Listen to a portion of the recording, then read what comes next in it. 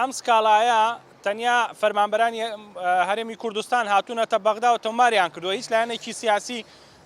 ئەم سکاڵای تۆمار نەکردووە لە دادگای فیدراڵ. بە گوێرەی بەیاننامەکەی دادگای فیدراڵ دەڵێ هەندێک لە فەرمانبەرانی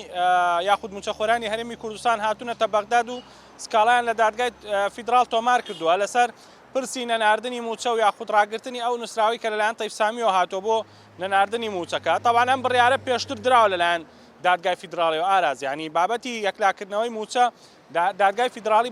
یەکلای کردوتەوە کە دەبێ هەردوو لا پابند بن بە بڕیارەکانی دادگای فیدراڵی لە ناردنی موچەی موچەخۆرانی هەرێمی کوردستان هاوشێوەی موچەخۆرانی عێراق. ئەمە لە کاتێکدایە دەبێ حکوومەتی هەرێمی کوردستان پابند بێ بۆ بڕیاران دادگای فیدراڵی، ئەوەیە کە تاوتێنکردنی موچەی موچەخۆرانی هەرێمی کوردستان و هەروەها ناردنی داهاتی نەوتی و هەروەها ناردنی داهاتی نانەوتی لە هەمان کاتیشدا پابندبوونی هەرێمی کوردستان بە هەموو ئەو داواکاریانی کە بۆ چاکردنی لیستی موچەی موچەخۆرانی هەرێمی کوردستانە. ئەم بڕیارە پێشتر دراوە، بۆیە ئێستا دادگای فیدراڵی دەبێ بەوە هەرخۆشی لە بەیاننامەکەدا باسەوە دەکات کە ئەمرێکی وەلایی بە زووی دەردەکات. ئەمرە وەلایەکە چاوەڕوان دەکرێت لە ماوەی 48 کاتژمێری داهاتوودا ئەمرە وەلایەکە دەربکرێت کە سەرەتا ئەمرە وەلایەکە دەردەکات، دواتر دەچێتەوە سەر بڕیاردان لەسەر بابەتی ئەو سکاڵایە، واتە بڕیاری یەکلاکەرەوە نابێ ئەو ئەمرە وەلایە تەنیا بۆ ئەوەیە کە ڕاگررتنی سەرجەم ئەو بڕیارانەی پێشووە کە ئەگەر بێت و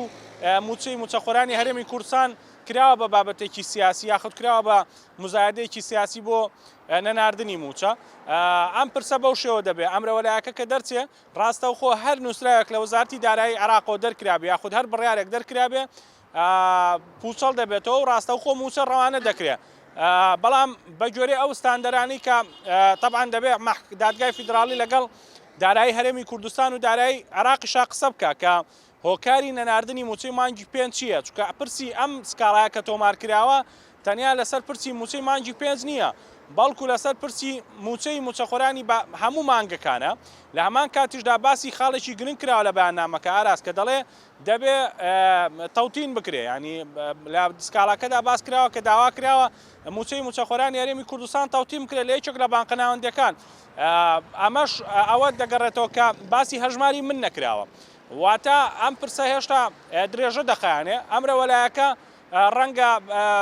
کارێکی باش بە بۆی بتوانن موچەی مانگی پێنج ڕەوانە بکەن بە زووی. لەو کاتی کە دادگای فیدراڵی کۆبوونەوە لە پێشتر کە بڕیاری ناردنی موچەی موچەخۆرانی هەرێمی کوردستان درا، ینی ئەوەی کە دانیشت بوو هەموو دادوەرەکان لەگەڵ ئەوەدا بوون، پێشتریش زۆر لەگەڵ ئەو بابەتەن دەڵێ نابێ موچەی موچەخۆرانی هەرێمی کوردستان پەیوەست بکرێت بە کارێکی سیاسیەوە،